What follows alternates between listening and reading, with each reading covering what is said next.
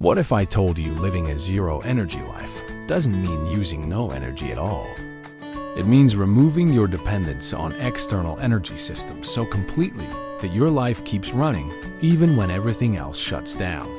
Today, we're breaking down what zero energy really looks like. Not the idealized version you see online, but the real system behind it. Because the moment you try to eliminate energy use, you discover something important. Energy is not optional, it's fundamental.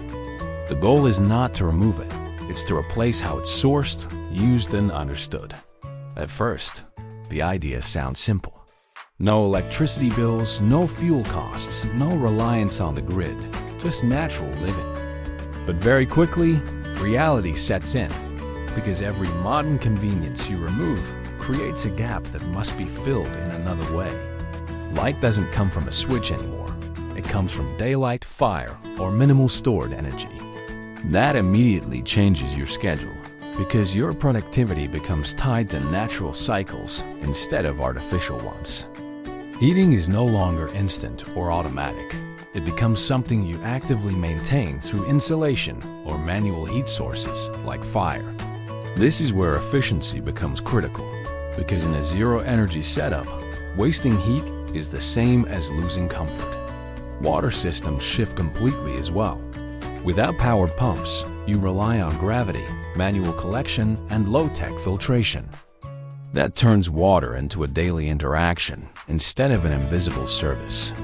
Even food changes, because without refrigeration, you depend on preservation methods, timing, and natural storage, meaning your entire consumption pattern becomes more deliberate and less flexible. And this is where most people realize the truth. Zero-energy living is not about doing nothing. It's about doing everything differently.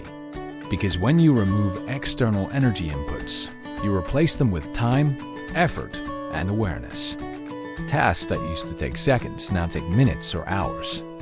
Systems that used to run automatically now require attention. This is where the lifestyle either breaks people or transforms them, because there is no passive mode. You are always part of the system. But here's where it becomes powerful, because once you adapt, you start to see how much energy was being wasted before. Lights left on, devices running constantly, heating unused spaces, all of that disappears. And in its place comes precision. You use what you need, when you need it, and nothing more. And that creates a level of efficiency that makes the system sustainable, not because you have a lot, but because you waste almost nothing.